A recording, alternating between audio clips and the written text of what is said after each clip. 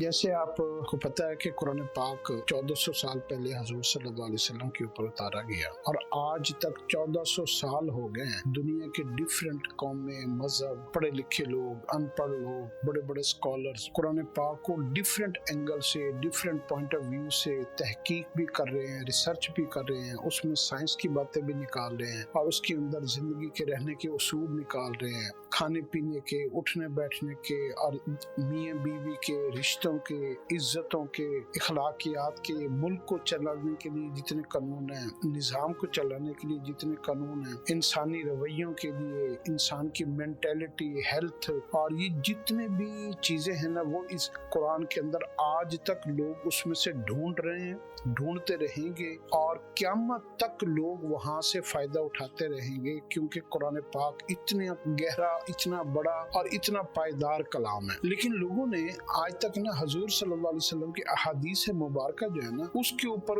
لوگوں کا دھیان کم جاتا ہے، حالانکہ آپ صلی اللہ علیہ وسلم کی احادیث پورے کے پورے قرآن پاک کی تفاسیر ہیں، اور ان تفصیلوں میں سے اگر آپ صلی اللہ علیہ وسلم کی حیات طیبہ کو بھی شامل کر لیں، جو واقعات آپ کے ساتھ ہوئے، جن چیزوں کی آپ نے تعلیم دی، جس کے اوپر ناراض ہوئے، جس کے اوپر مسکرائے، جو کھایا، جو پیا، جو پہنا، جس طریقے سے معاشرت گزاری، معیشت گزاری، تو آپ صلی اللہ علیہ وسلم کی زبان مبارک سے نکلے ہوئے اور جسم سے نکلے ہوئے ایک ایک لفظ، ایک ایک بول اور ایک ایک عمل کے اوپر اگر انسان جیسے قرآن کے اوپر مختلف قومیں ریسرچ کریں گے نا، اگر ایسے ہی آپ صلی اللہ علیہ وسلم کی ان چیزوں کے اوپر ریسرچ کرتے رہیں گے اور اس کی تحقیق کریں اور اس کی گہرائی میں جائیں، تو آپ حیران ہو جائیں گے کہ سمندروں سے زیادہ پوری کائنات کے سارے علم کو اگر اکٹھا کیا جائے، دانائی، حکمت، دانشوری کو اکٹھا کیا جائے، تو آپ صلی اللہ علیہ وسلم کے ایک احادیث کا مقابلہ نہیں کر سکتے۔ تو اس لیے حضور صلی اللہ علیہ وسلم کی احادیث جو ہے نا، اس کے اوپر غور کیا کریں، اس کے اوپر تحقیق کیا کریں، ریسرچ کیا کریں۔ اب تحقیق ہوتی ہے دو طرح سے، ایک تحقیق ہوتی ہے پازیٹیو اور ایک تحقیق ہوتی ہے نیگیٹو۔ دنیا میں اس وقت چونکہ اسلام مخالف قوتیں بہت زیادہ ہیں،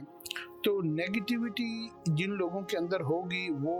حدیث کے اندر، قرآن کے اندر نیگیٹو بات کو ڈھونڈیں گے، اور جن لوگوں کے اندر پازیٹیو چیز ہوگی تو وہ اس کے اندر پازیٹیو چیز ڈھونڈیں گے۔ یہ ایک رشتوں میں بھی ہوتا ہے، کاروبار میں بھی ہوتا ہے اور عام زندگی میں بھی ہوتا ہے کہ پازیٹیو آدمی ہمیشہ مشکل حالات میں بھی پازیٹیو چیزیں ڈھونڈ لیتا ہے، اور نیگیٹو آدمی ہمیشہ خوبصورت زندگی کے اندر بھی ہمیشہ ناراض رہتا ہے کہ یار مجھے یہ مشکلیں، مجھے یہ مشکلیں ہیں۔ تو یہ ایک بات بہت امپورٹنٹ ہے کہ حدیث کے اور قرآن پاک سے فائدہ لینے کے لیے انسان کا مینٹلی پازیٹیو ہونا بہت ہی ضروری ہے، اور اگر آپ قرآن پاک کو ڈائریکٹ تحقیق، ریسرچ کے اندر چلے جائیں گے نا، تو آپ شاید اس کی گہرائی کے اندر ہوتا کھا کر آپ جو ہے نا اس کو آپ کو سمجھ نہیں آئے گی۔ اگر آپ احادیث میں پہلے چلے گئے نا کہ آپ نے آپ صلی اللہ علیہ وسلم کی زبان مبارک سے نکلے ہوئے جتنے الفاظ ہیں ان کو اگر آپ نے پہلے تحقیق کیا، تو آپ بہت جلد جو ہے نا اس کو سمجھ جائیں گے، اور آپ زیادہ آسانی سے پھر قرآن پاک کو سمجھیں گے،